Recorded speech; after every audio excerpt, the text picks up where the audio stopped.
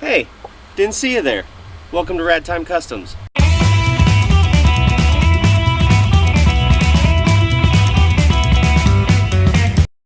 Today's the day. The E36, it gets cleaned. I haven't cleaned it since I purchased the vehicle, and by the looks of it, neither did the previous owners. Sure, some of the paint may end up in the wash bucket, but it's still an improvement. A moment of silence for the clear coat. Years of brake dust, dirt, and grime just slide off the wheels. Under the seats, we'll find many objects that probably thought they'd never see the light of day, along with more dirt and grime. Though clips are broken and hardware is missing, it comes apart much quicker. It's almost poetic if you say it right, I think. So let's see what can be accomplished with some Dawn dish soap, Meguiar's wheel cleaner, some purple power, and a can-do attitude.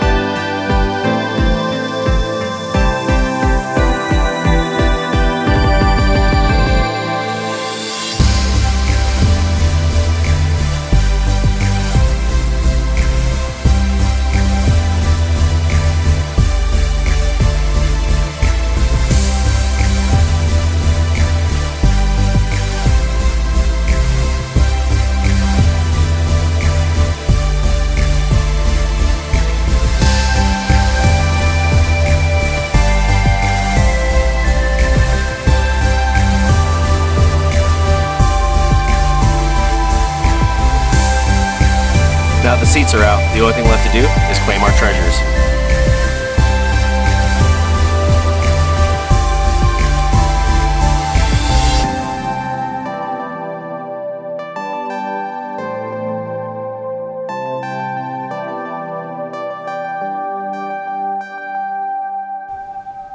Quite the booty.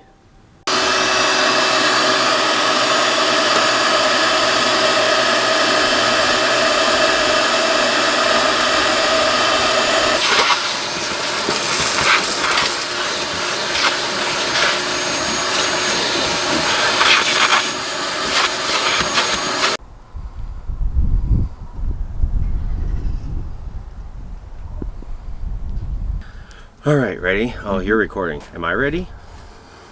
I think so. Rear seat, much easier to remove than the fronts. Just pop it out.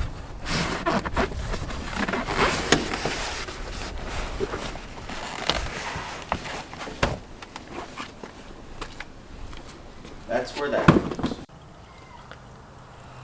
Carpet's pretty gross, so we're gonna have to get out the purple stuff.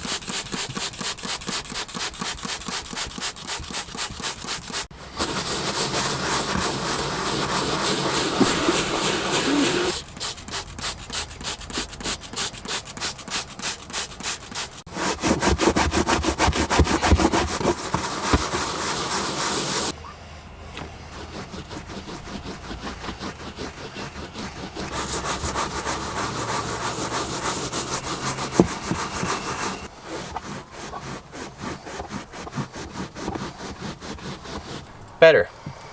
Okay, so here it is after one scrubbing. I used the purple stuff diluted 50-50 with water and the scrub brush, and then wiped it down with a damp towel, and that's what you get. This is only the first time, so a couple more times we'll get rid of some of those other spots that didn't come out the first go around. But to give you an idea, this was the better side.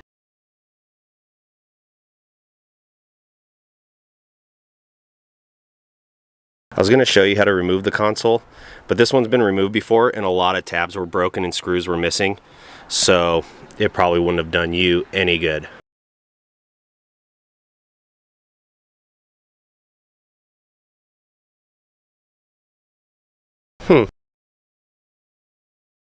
Alas, I have found something that is actually bolted down. 13 mils will take out this guy, that guy, and that guy back in there. And then you can pull this armrest out. Now before you just go and yank this out of here, you've got this wire that goes all the way through that goes to that rear ashtray. You've got a ground right here. So in order to get this ground out, you just push down and it pulls right out of there. Then you can pull it out. Now I'm going to take the gold sleeves that were little spacers and the bolts, and I'm just going to thread them right back where they came from. So just pop the sleeve on there, pop the sleeve back on this handbrake, put the bolts back in, then we won't lose any hardware. Now if you're like me and you're going to drive the car without the center console, make sure you do put that ground wire back in so you don't trip the emergency brake light. So here's everything that came out of the center console. The main reason I pulled it is just because it's so filthy. So I'm going to go ahead and scrub all this up and then just put it on the shelf, and they'll sit there clean and ready to go once it's time to put the car back together. And I can't really show you how to properly remove this door panel because all the clips are already loose and or broken. We'll find out when it comes out. So the only thing holding it on going here, it's some little T20 Torx. Alright, they're out, so let's just yank this guy off of here. Oh yeah. Oh, this one still managed to stay in there until I broke it. So you're going to pull this down, and you still got your wires for your speakers here. So we just got to unclip the speakers, and we can pull the panel off. Now at some point somebody decided to put the padding back on with what looks like orange gasket maker. So that'll all get scraped off, and then I'm going to put all new padding in here before the door panels go back on again. And now for my favorite part.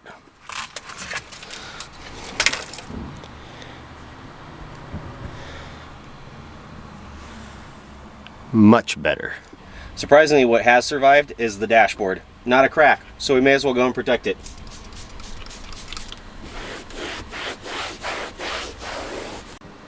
Now with all of the ugly parts removed from the interior, it actually looks fairly decent in there. So there's a budget tip for you. If your interior looks terrible, just pull it out. So that's it for cleaning. The next episode I want to get it up on the lift.